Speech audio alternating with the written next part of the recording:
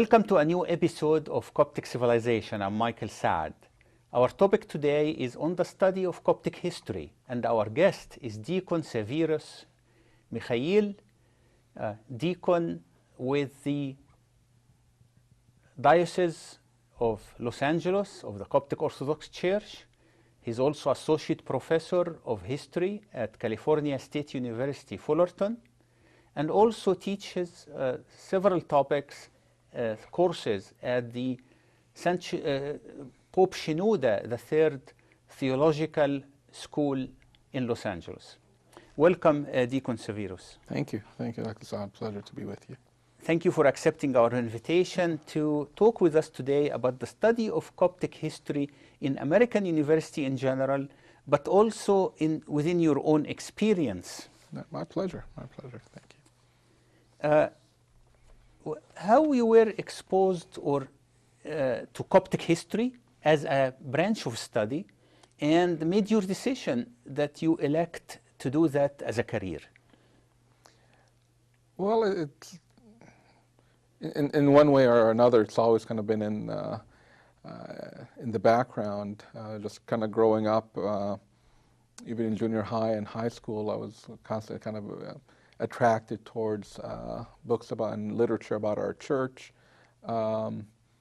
Any opportunity I had in high school and college to kind of direct a research paper or a research project or something that relates to the church or Christianity, I would do that. Actually, in college, I started off as a biomed, as a freshman, incoming freshman, and thought it was the proper thing to do at the time, but my heart wasn't in it, and started seriously thinking about not just kind of pursuing history and historical studies as a sideline or as a hobby, but as a profession. And then I began to seriously investigate that, and of course there was a kind of a rough transition from the sciences and biomed to the humanities. But I remember at the time, as I was considering the decision, I used to often read the book of Proverbs, and Proverbs 16:9 always kind of stuck in my mind. A man's heart chooses his path, but the Lord guides his footsteps. So I figured if he doesn't want it, he can always lead me back in at 180. And then I basically pursued it after my freshman year during undergrad, continuing through with my historical studies and then getting to graduate studies at UCLA, and just kind of continuing until I completed my doctoral work and my PhD at UCLA. At UCLA, why did you choose UCLA for doctoral work? Your aim was Coptic history. Yes. Did you knew that there is opportunity at UCLA to do Coptic history in particular? Were there mentors, professors? Well, there was a combination of things. At that point in the Near Eastern Studies Department, we had Professor Antonio Lopreno, who was kind enough to allow me to sit through his Coptic class, actually the year before I was admitted into the graduate program. And I don't know if you had a chance to meet with Dr. Lopreno when he was here prior to going to Basel University, but you know, he was just a phenomenal linguist. Yes. And studying Coptic with him was tremendous. By that point, I had also studied Coptic with Hani Tekla and the St. Shenouda Society. I studied Buharic with him, studied the Sahidic with Professor Loprieno. So the Coptic language and literature I know would be covered well.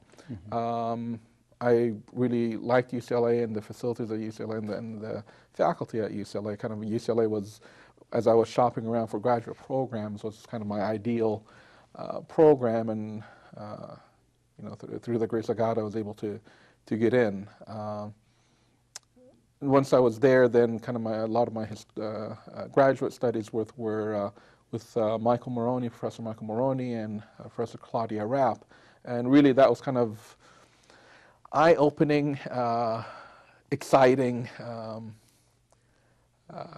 highly intimidating also, because now it was, you know, it was for real. This wasn't history just simply at an undergraduate it's not level. a hobby anymore. Yeah, yeah. Now it's the nitty-gritty, and every text, every line, every word parsed through various methodologies and disciplines. And I was about to be jealous. Yeah. When you were talking, but now you are talking about the difficult part. But did you enjoy the difficult part eventually after oh yeah, no, those it's years? I don't think anybody finishes a PhD without enjoying it. Yeah, Okay. it's difficult. It's more of a, I often liken it to a war of attrition more than anything. It's, Okay. but no, it was as challenging as it was also highly rewarding, and Right. and in some cases, of course, you know, when you're going through the angst of grad school, Yes. it's hard to see the silver lining sometimes. But you know, I thoroughly enjoyed my graduate career there. I was privileged to meet Professor Claudia Raab. Now Yes. she's in Switzerland. Vienna, Vienna. University of Vienna. Yes. She transferred there. She was combining the knowledge and expertise in Right. both Coptic monasticism and Byzantine Christianity, Yes. right? Yes. And she was able to guide you into the road of Coptic history. Which period of Coptic history did you cover in your PhD dissertation?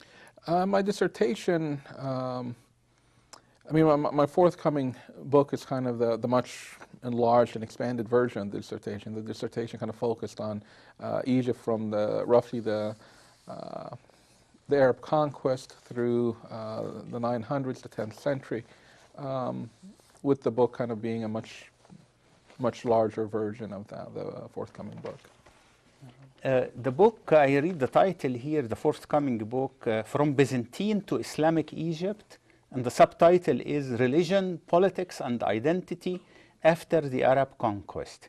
So, what are you covering here? Religion, politics, and identity. So actually, you are historian, social scientist, religion professor, and political scientist, all in one book and one piece of research. Well, and more of that, you are. I like attending your sermons as well on Sunday Gospel. So, so how your study helped you as a deacon in the church? I mean, in many ways, kind of the studies came before the diaconate, and you know, in some ways, there's kind of the professional aspect of what I do and the discipline and my professional activities. On the other, there's always been kind of a personal aspect to it. I started with history and theology, so on and so forth, also at a time in which I was kind of having something of a religious awakening of my own, kind of trying to figure out what I believe, why do I believe it. And I always, just from very early years, I was very convinced that I need to know why I believe what I believe. And it really has to be based on evidence and interpretation. As Christ said, search the books. Search the books. Right. Search the books. And they provide witness for me, right? And God asks us to use our brains.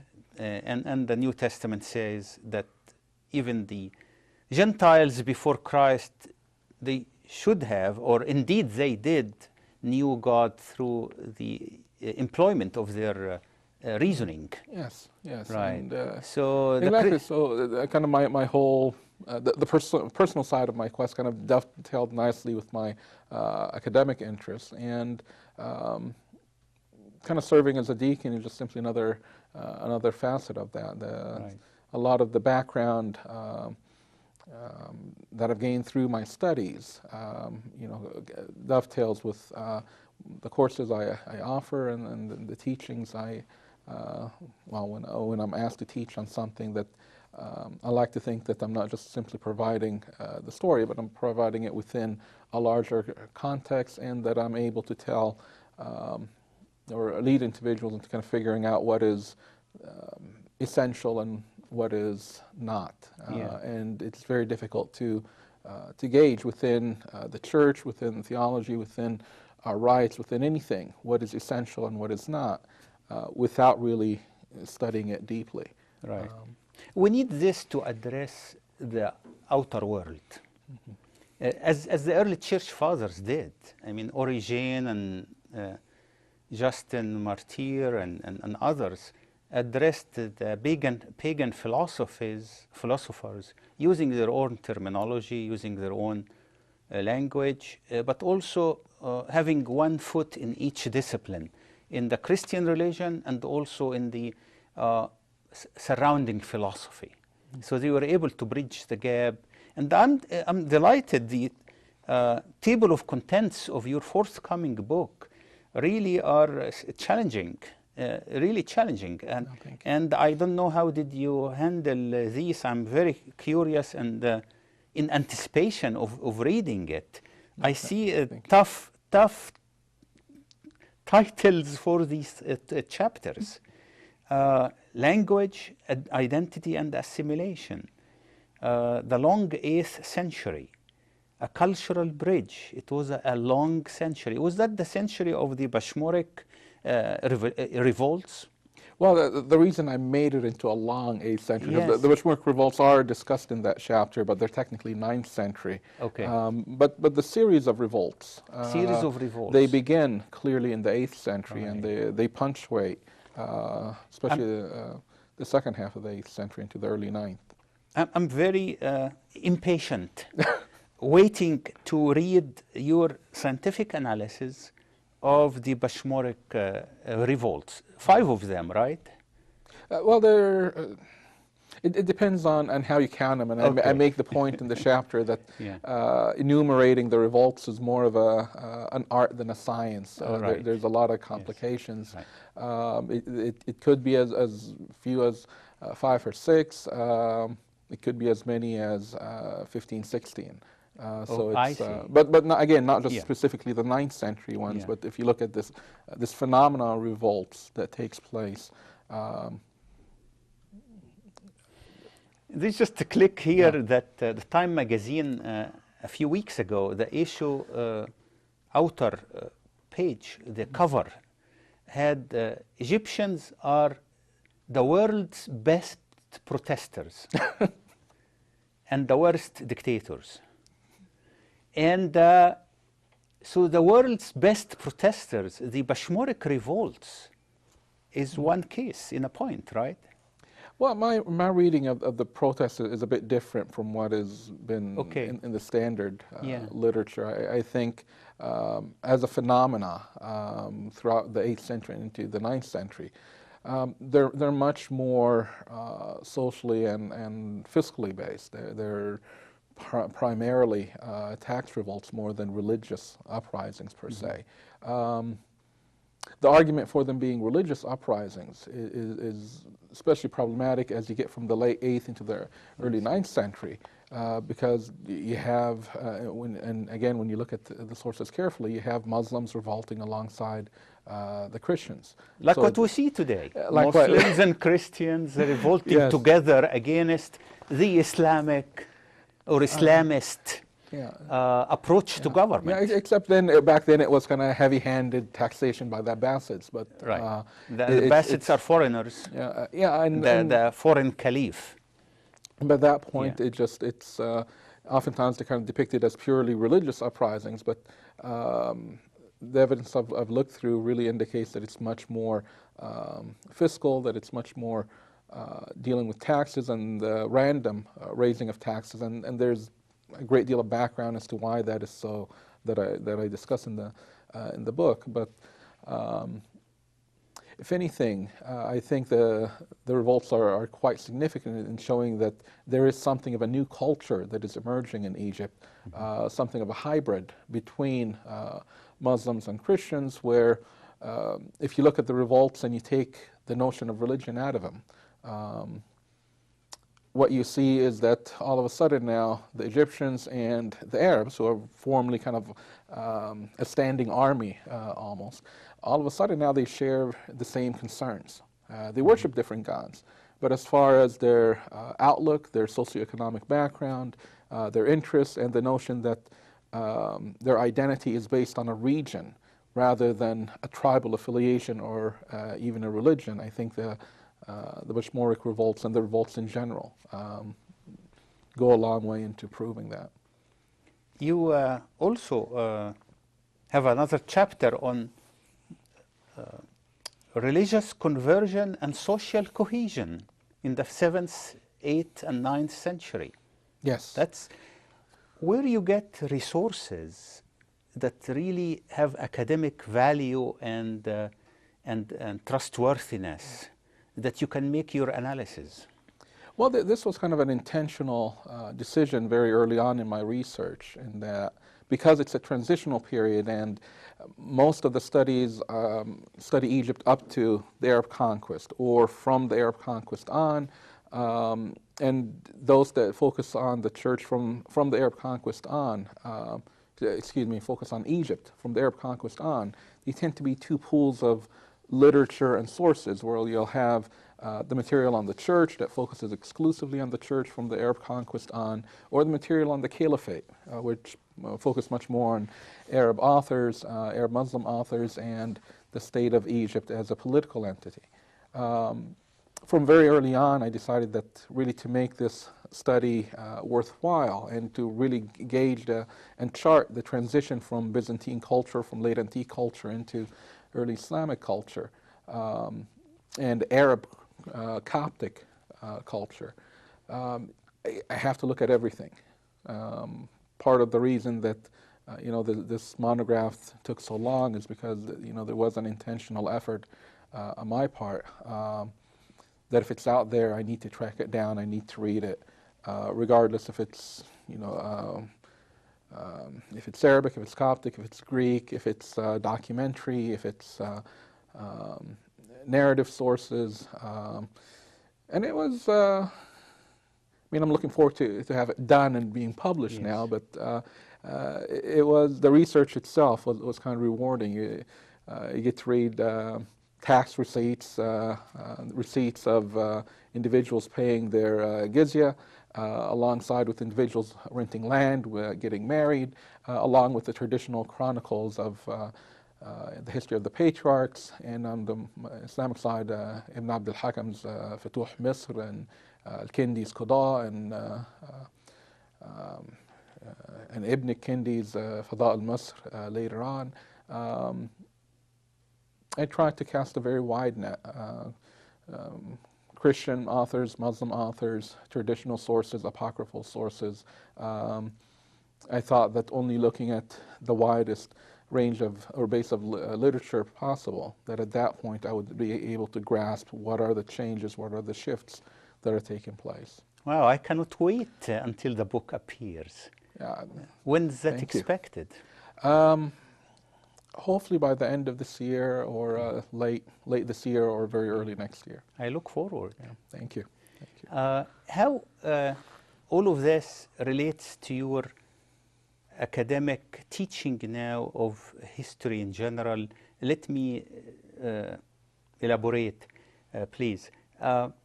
You did your dissertation on Coptic history, with Coptic-Islamic, because there is no Coptic by itself, and there is no Islamic by itself. Actually, if you do Islamic only or Coptic only, it's worthless. You have, because it's an interface that makes history, the interface between two religions. Yes. So you became an expert on both Islamic history and Coptic history, right? I like to think I can carry a conversation. Okay, that's modest of you. But I focus on the interface, even in other disciplines, in medicine, in engineering, in history, in political science. There's nothing that exists by itself. As one philosopher said, we exist in the relationship. So Christianity never existed alone, at least in Egypt, or Coptic Christianity never existed alone. There was always something else.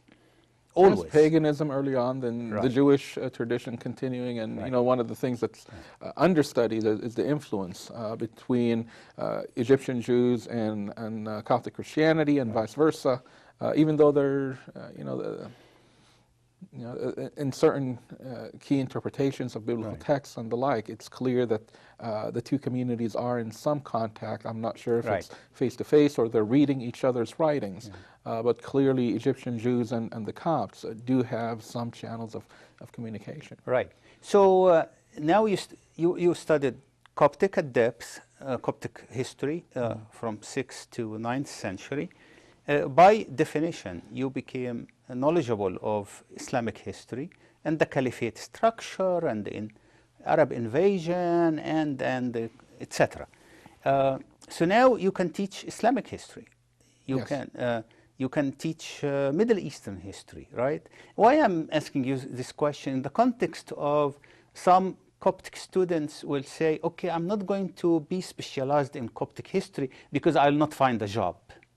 And there is a fallacy here or misunderstanding of, I study Coptic history. In actuality, there is no such thing as pure Coptic history or pure Islamic history or pure atheist history or anything. There is always interfaces.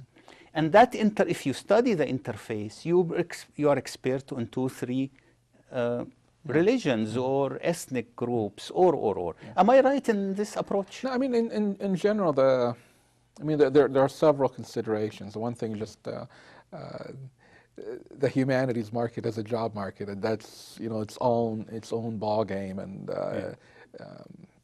it's a tough market, especially in recent years. But as far as the interfaces as you're mentioning, if someone is kind of pursuing graduate studies and thinking, I will only apply to a position that says looking for a Coptic, a specialist in Coptic studies, those are very, very far and few in between. Right. But in most cases, I mean, if you look at the most individuals who are publishing and researching issues that relate to the Coptic Church, whether very early or very late or even contemporary studies, they're in a wide range of disciplines, from sociology, anthropology, definitely history, theology, and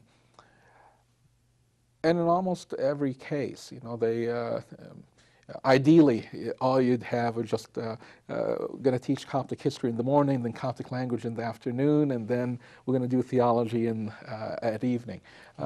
But you're teaching a variety of courses that intersect with Coptic studies, and in some cases you are able to offer a course exclusively on Coptic history or the Coptic Church. But in many cases it is these intersections. Thank you so much, Deacon Severus Mikhail. Thank you. Deacon with the Coptic Orthodox Church, Diocese of Los Angeles, and Associate Professor of History at California State University, Fullerton. Thank you again. Thank you, my pleasure. And thanks to our dear viewers for watching Coptic Civilization. I'm Michael Saad.